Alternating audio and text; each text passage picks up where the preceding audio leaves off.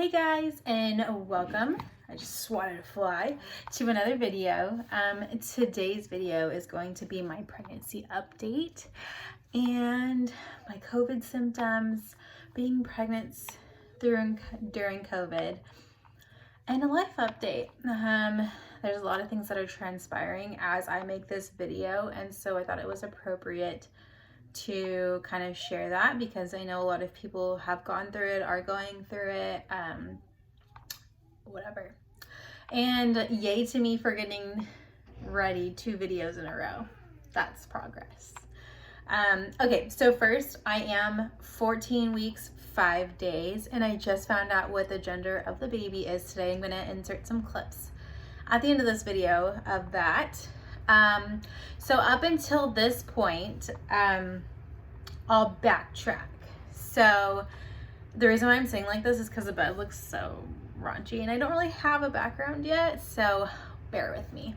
I was diagnosed with hyperemesis gravidarum, which is clinically described as severe vomiting and nausea in pregnancy. It pisses me off when you go to the emergency room and a nurse who's never had a child, who's never been pregnant, there's Paisley screaming for me. 5, 4, 3, 2, 1. Mom. Ding, ding, ding. Mom. What? Yeah. Okay. No. It broke? Bravo. I know. I know. Okay, go give it to your brother. No, leave it alone. Here, go give it to your brother. No. So anyways, when they describe to you as, hey, you should just try some crackers. Have you tried ginger? If I were to try crackers and ginger and it worked, I would not be in the hospital, the emergency room, or being hospitalized. I was hospitalized twice for hyperemesis gravidarum. At the end of each time that I was, they literally just told me, I'm sorry, we've tried everything that we can, everything in our arsenal that's safe, which I totally understand, because when you start getting into the fentanyls and the other things that can help suppress, you really do start affecting the baby. There's a fly, it won't leave me alone. So that was very, very frustrating. On top of that, I was diagnosed with a subchorionic hematoma, which is when the placenta, I guess, detaches from the uterine wall. So it leaves like a sliver of blood and you can actually bleed. I did get regular checkups for this, regular ultrasounds, and the baby was fine every time. I did bleed for about 6 weeks. Sometimes it would be super heavy. Sometimes it was a gush, like a period. And you know, for any pregnant woman, any sort of blood is scary. It is. Even if you're just spotting and it's normal, it's still that back of your mind kind of thought, Mom. huh, Baby. this is real life, guys, my life. Sorry. When you have 4 kids, it's kind of hard to make videos, but we're doing it. So that was scary. Then after the bleeding stopped, I got really, really sick, which I figured, okay, I'm just having another episode. Find out that I actually tested positive for COVID. My symptoms were loss of taste and smell.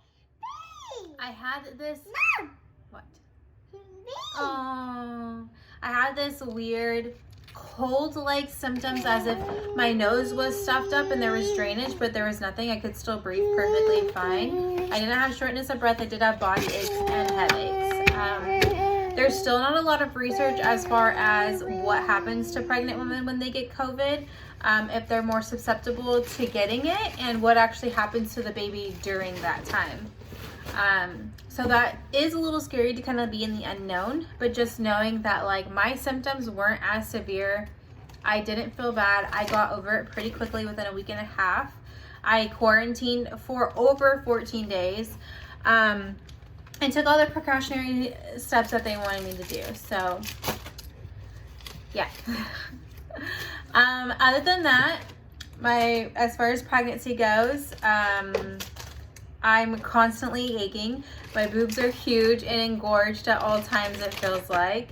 And yeah, that's pretty much it. As far as that, I would say pregnancy would be great, other than the fact that I spent the first trimester literally on my bathroom floor wishing to God that I was in a different place, because it literally sucks the life out of you. Which leads me to my next topic. Having a partner that is going to be supportive, especially if you are dealing with hyperemesis, is so important, because it's something that a man may never understand unless he's been sick for 3 months straight, throwing up nonstop. Or, you know, the easiest way is like, it's the worst hangover ever, every single day of your life. It doesn't even, there's no words to describe it. There's no words or phrases that you can phrase it as that's going to help you understand what your partner is going through. This played a big part in our marriage. There's some details that I'll leave out just because I feel like they are so personal, and I don't ever want to put him in a bad light. But it definitely drove us apart, and why we decided to be apart. That's quarantining and pregnancy and life and children, and all of that is very hard. So that's why it's very important when you start to look into having children, you guys are on the same page, philosophies, everything like that, because it can be really hard.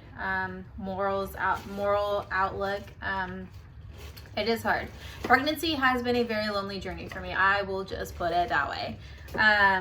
It hasn't been easy. It hasn't been fun. It hasn't been beautiful and glamorous and glowy and this and that. And the only reason why I look alive is because I have makeup on, and it's a long journey. And with the right person, it's a beautiful journey. With a maybe not so right person, it's very lonely, it's very hard, it's very difficult. So that's where I'm at with that. Now for the announcement. I will insert the clip here. Take a look.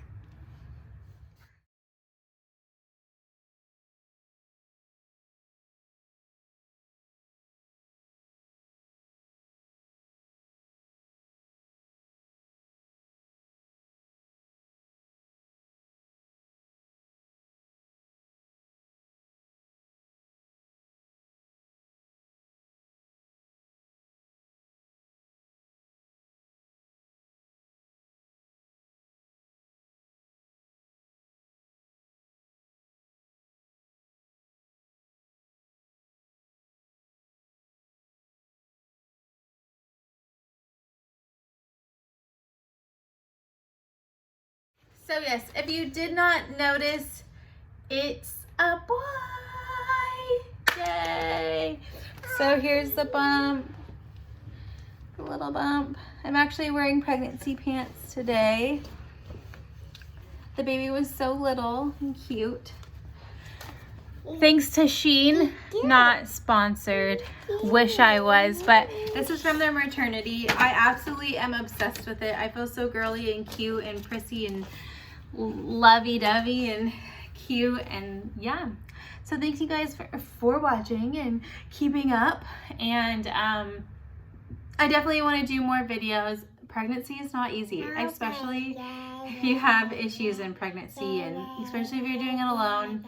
Maybe, you know, some things have happened during that. My heart goes out to you, and you're not alone.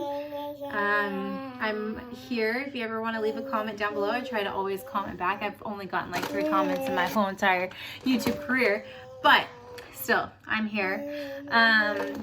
This is a long journey, and I still have a very long ways to go, and I just want to keep you guys updated. And Paisley wants to show you Pampers and all that. Bye guys.